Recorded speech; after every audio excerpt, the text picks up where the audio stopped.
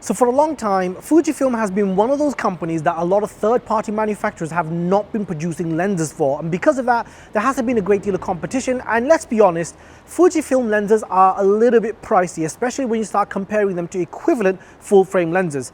Recently, however, a company called Viltrox has been pumping out a whole bunch of compelling lenses for the X mount, and in this video we're going to be comparing the 23mm f1.4 from Viltrox versus the 23mm f2 from Fujifilm. Now you might be thinking, why am I not comparing this f1.4 lens to the Fuji f1.4? Well, that's because of the difference in prices.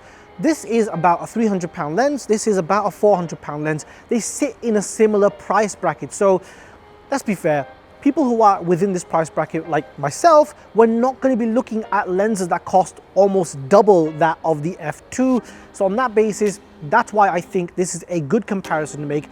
Should you purchase the Fujifilm first party lens, or should you save a little bit money and buy the Viltrox 23mm f1.4? So let's find out in this video. We're going to do a comparison and see which one is the better option.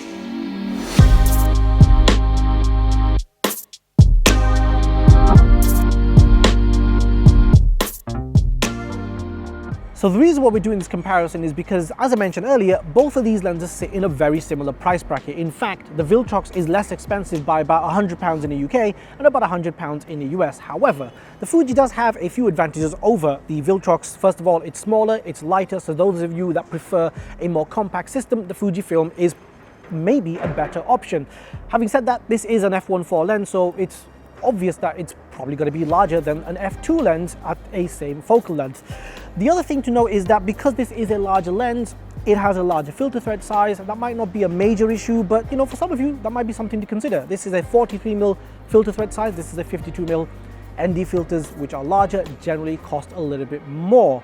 Finally, a notable difference in terms of specifications between both of these lenses is the fact that the Fujifilm can focus closer. You can focus all the way down to 22 centimeters with this lens, whereas the Viltrox has a minimum focus distance of 30 centimeters. So that may come in handy for some of you. I know that when we're filming, sometimes we want to get closer to our subject, so the Fuji does hold that over the Viltrox. But I think for many of you out there, the biggest deciding factor is going to be the image quality, because yes, they sit in a similar price point, but this has a wider aperture, and I think a lot of you are probably interested in the image quality and the autofocus, and that's what we're going to be testing next. So we're going to be testing the image quality both for video and for stills, and we're also going to be testing the autofocus, again, both for video and for stills.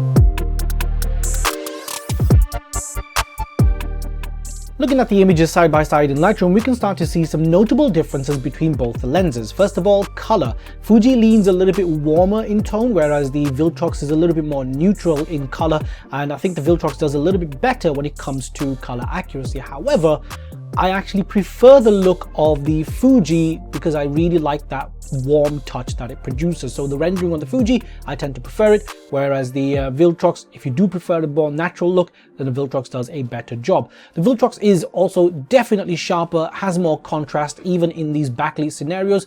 As you can see, it's picking up more detail, and that contrast is greater as well. However, flaring is a little bit worse on the Viltrox in comparison to the Fuji. Fuji does a better job in controlling those flares. Having said that, some of you may like the flaring from Viltrox, so you may be able to use that in a creative way, but I'm not a fan of the way that the flaring occurs on the Viltrox lens. For close-up portraits, you can see how the background is blurred out, and the Viltrox has a shallower depth of field, and it looks quite nice in the way that it separates the subject from the background. The Fuji does a good job, but obviously it's not going to be as shallow compared to the f1.4 lens. Once again, the Fuji is just a touch warmer in comparison to the Viltrox, and I really like the way that the Fuji renders the scene, although the Viltrox is more neutral, so could be described as the more accurate lens when it comes to color.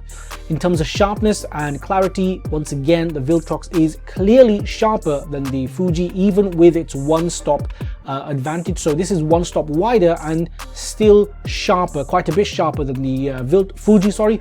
And if you stop the Viltrox down to f2, it becomes even sharper compared to the Fuji lens.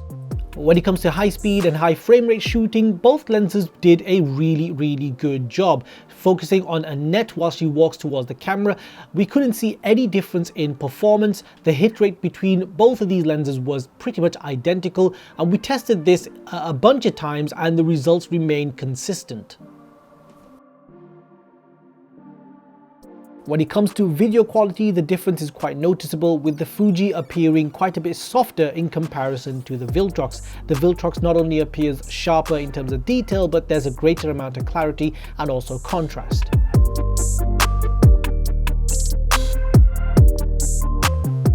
Right, so when it comes to autofocus and just general handling for stills, they're pretty much identical. Like, I really couldn't tell any difference between the two. The autofocus on the Viltrox and the f2 Fujifilm, really snappy, finds focus very quickly, and it's pretty much what you'd expect from a native Fujifilm lens. The newer Fujifilm lenses anyway, not some of the older f1.4 and f1.2 lenses. So Viltrox in that regard, honestly, fantastic performer, does an incredible job. And obviously the f2 lens from Fuji, same again, does a really good job. The only downside is that when it comes to video, the Viltrox is a little bit too snappy. It just has that digital kind of focused look. It looks kind of like a smartphone. It doesn't have like a smooth transition between in focus and out of focus, which is pretty useless for video if you're kind of racking focus. The Fujifilm, however, I mean, Fuji cameras tend not to be that great when it comes to racking focus anyway, in my experience. Some of you may disagree, but I think the other cameras tend to do a better job. However, the f2 from Fujifilm does a much better job when you're focusing in and out, and when you're focusing from one subject to another. It just does a much better job. It looks a little bit smoother, and it doesn't have that hard snap in focus and out of focus from one subject to another. So for video, the f2 from Fuji, definitely a better choice. So if you're going to be shooting stills with it, Viltrox, fantastic. The bokeh looks beautiful. The image quality looks nice when we're looking at the back of the camera. And, you know, everything just feels really good and snappy. But for video, just not quite the same. And in that regard, I'm going to say that the Fujifilm does win if you need good video autofocus.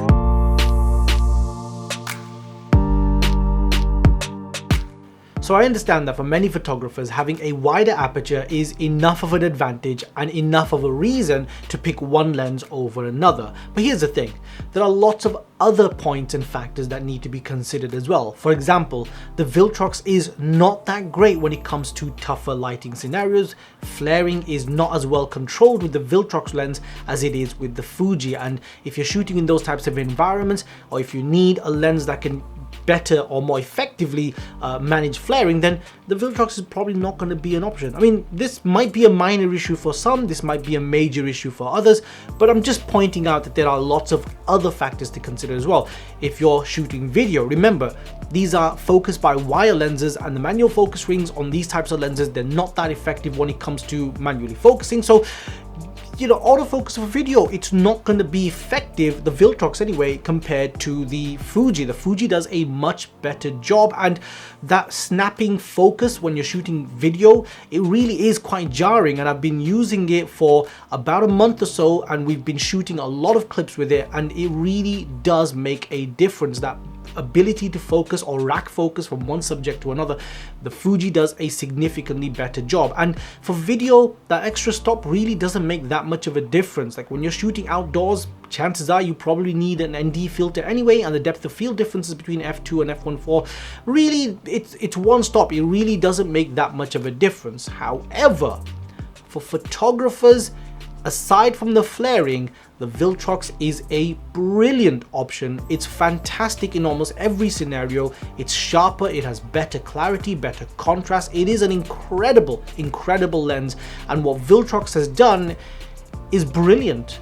I mean, they're producing incredible lenses for the X-mount Fuji cameras, and I'm really pleased to see that a company is putting this kind of effort and developing these kinds of products for Fujifilm cameras. So really pleased about that. For photographers, you know, I think it's a little bit more clear cut. The Viltrox is probably a better option. For videographers, I think there are certain things that people need to consider before they decide on simply getting the lens which is cheaper with the wider aperture. Anyway, just want to say thank you so much for watching our video. If you like this video, hit the like button, please subscribe, share this video, and hope to see you all in the next one. Thank you.